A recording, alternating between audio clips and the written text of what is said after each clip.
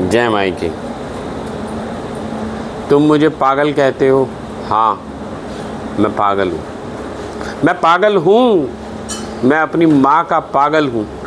मैं अपनी माँ का पगला हूँ। मेरी माँ जिसने मुझे जन्म दिया, कभी कभी मुझे लाड़ से ना पगला कहती थी, और मैं अपनी माँ के प्रेम में पागल हूँ।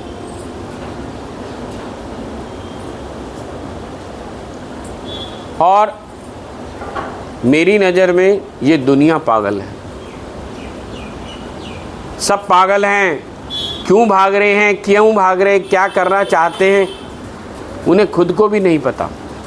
जैसे भेड़ें एक साथ चल पड़ती हैं ना, एक भेड़ चल पड़ी, उसके पीछे पीछे दूसरी चली और सारी चलना शुरू हो गई, और जाकर के कहाँ रुकी उन्हें खुद को भी नहीं पता।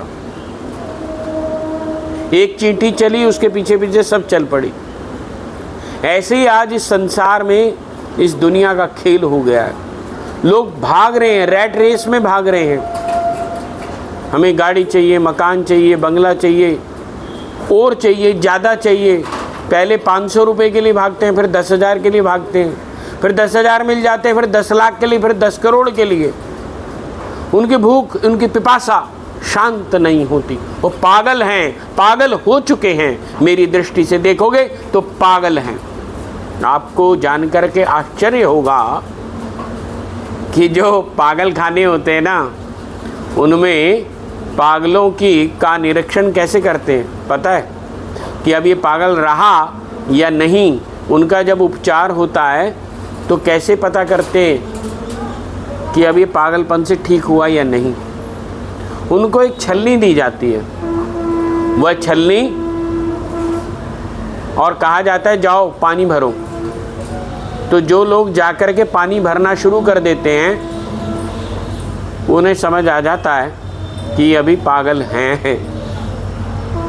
और जो ये बोलना शुरू कर देते हैं छलनी है, इसमें पानी कैसे भरेगा, तो उनको वो ऑब्जर्वेशन में डाल देते हैं, और फिर उनकी समय के उपरांत छुट्टी होती है। ठीक इसी प्रकार इस संसार में सब अपनी इंद्रियों को भरने में लगे हुए हैं। कोई आँख की पिपासा को शांत करने में लगा हुआ है, कोई कान की चुगली में उसकी शांति के लिए लगा हुआ है।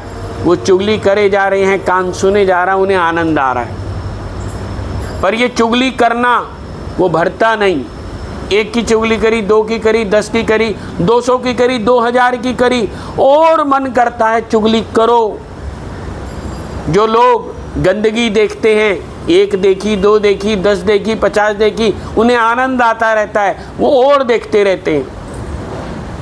ठीक इसी प्रकार से जो अपनी इंद्रियों को रोक ही नहीं पाते, जिन्हें यही नहीं पता हमें कब सोना है, कब जागना है, जिन्हें यही नहीं पता हमें ज़िंदगी में क्या करना है, बस वो अपनी इंद्रियों की पिपासा को शांत करने में लगे हुए हैं।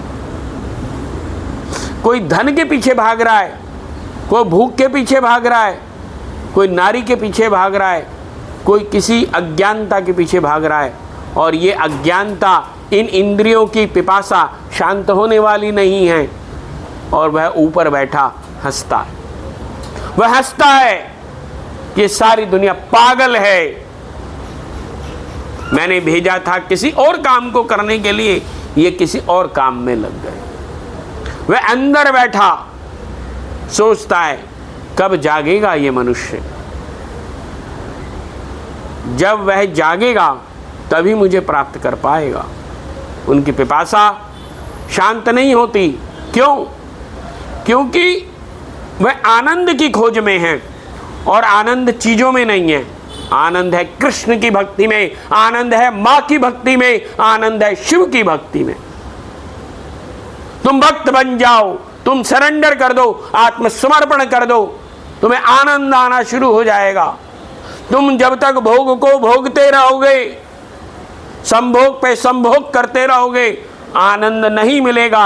आनंद आत्मा से आत्मा का मिलन का है, और वह आत्म तत्व को जब तुम जान जाओगे, जब तुम जान जाओगे कि मैं ही शिव हूं, इन इंद्रियों में कुछ नहीं रखा, ये भोग हैं, भोग भोगती रहेंगी और तुम्हें जन्म दर जन्म बुलाती रहेंगी और इसी व्यभिचार में लगाती रहेंगी और तुम चुगली निंदा इसी में लगे रहोगे और पागल बने रहोगे।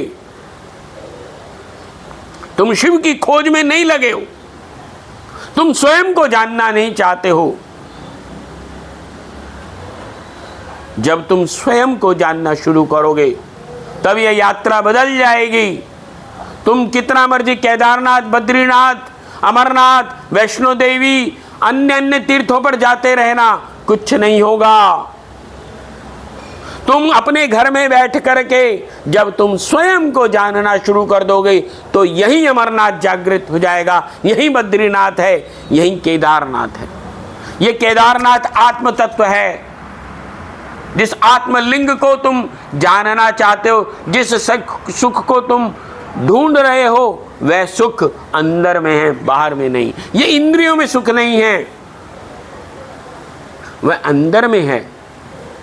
उस अंतःकरण को, उस निज को प्राप्त करने का कोशिश करो, वरना तुम पागलों की श्रेणी में एक भेड़ और जुड़ गई।